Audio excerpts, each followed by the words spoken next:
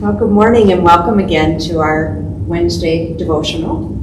And we're back at church today and we're looking at the reading for Joshua 24, Ephesians 6, and John 6 are what our readings come from. So, I just did the Ephesians because that's this fall, as I kind of struggled to find out who I was after I retired. I did a lot of reading, and one of my favorite books and one that really helped me was Praying Women, written by Sheila Walsh.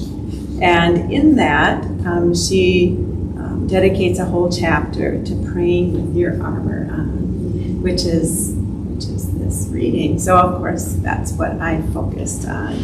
And so it's interesting when I read the commentaries, a lot of the commentaries of course played right into what she wrote about putting our armor on. But just a couple of things that really struck me in the commentaries was that when we think about putting our armor on, we think about war. And we think about going to war and fighting and defending, and really that this isn't about that. It's not being on the offense and attacking. When you put your armor on, you're on the defense and you're just ready.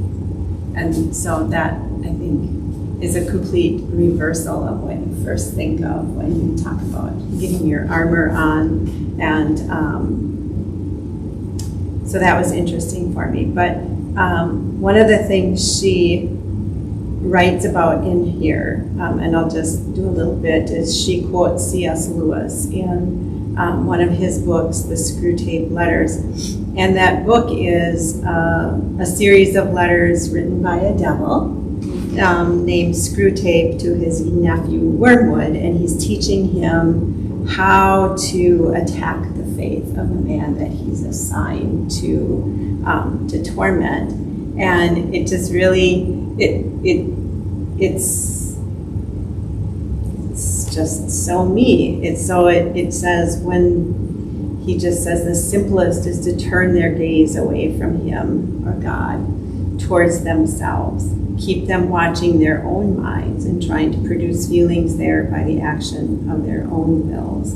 And so really when we put that armor on, that's what we're really trying not to do, is to focus on ourselves, but really let God and Christ be the things that we're putting on. That breastplate and the armor is really Christ helping us. it's really interesting that, like you said, when we look at this, we think of, the attacking and the going out to war. But it's, in many ways, it's not passive, but it is more passive in that God is, again, more of the actor. And so we put on, as you said, put on the things of Christ, and then that becomes not only our protection, but also our filter as we look out into the world. And I think that too often we do try to produce it ourselves. Okay, I've got to be the strong one, and I've got to be the one that puts this on. And really, if we can turn our eyes to God, then we realize that God is the one who does that for us. Yeah, and I like what Tracy said before when she said it kind of, when we put the armor on and we know and we let God put that armor on us, it prepares us for those things that happen, and it makes us stronger, and it doesn't make us want to fight back, but to be able to listen and just In dialogue. which is really, so that's my favorite. And if anyone is interested, Sheila Walsh, she's not paying me, so it's not a paid ad, but it's a wonderful book, Praying Women, and she also has a podcast and just really writes a wonderful chapter on Ephesians and really goes through the armor. I think that's the one too that we made a comment in church, that it's not just for women, that men too Yes. can, Yeah. it's really just a book about prayer, Yeah. but it happens to be written for a female audience probably. But, yeah. So, And I think that might be one of the things that is hurting the church right now, is I think that people have stepped back from prayer. yeah. You know, that there isn't that same focus and discipline on it that maybe previous generations had. And that we pray together, you know, that we pray individually to God, but that we stand together as a church. And that, and that's really important too. And I think sometimes we don't do that. But yeah. It's always interesting for me to hear you and Tracy and what you pick up on in the readings, because, and perhaps that's maybe the negative of being a pastor, is that I can't read it without being a little analytical about everything. Like, what did that word mean? You know, and what did that word mean in that culture? Yeah. And, you know, and so I immediately go to those types of things. Right.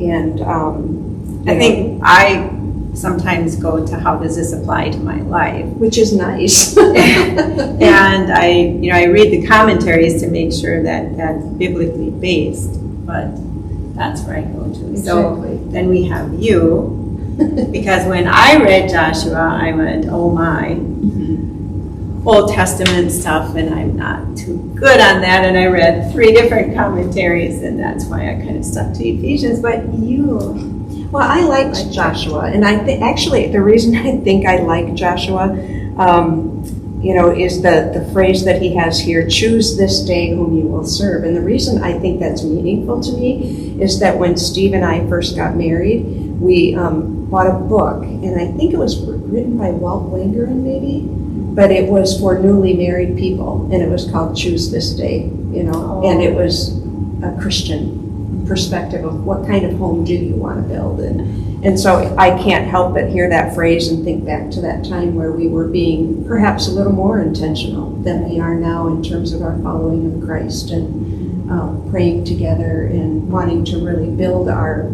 relationship on God.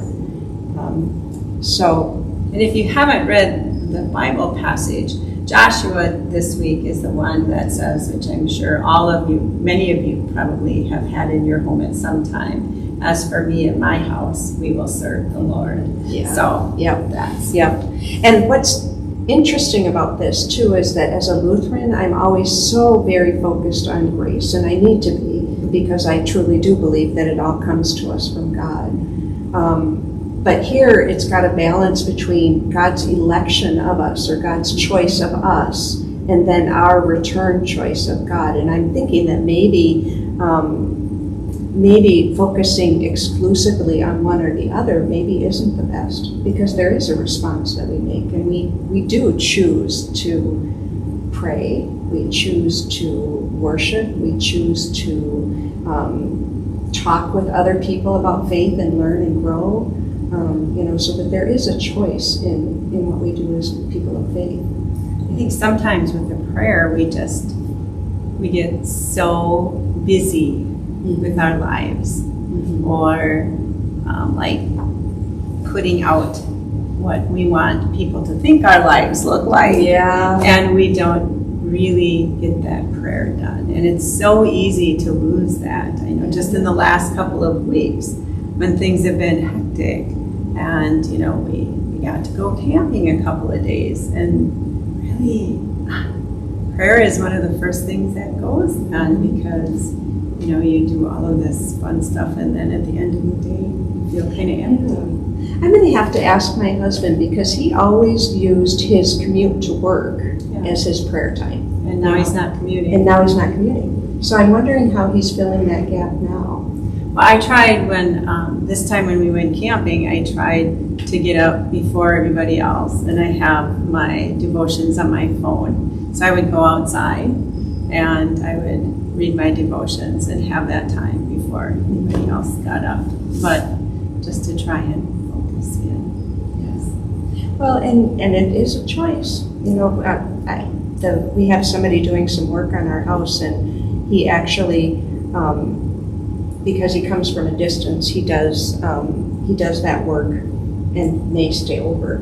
And every morning he goes outside and he does his devotions outside. Yeah. And, you know, it's just his spiritual discipline. And I think that can be helpful as you get into a pattern of it. I like doing them on my back deck. It's my peaceful place. So I think we have the sign that our time is up. Yeah.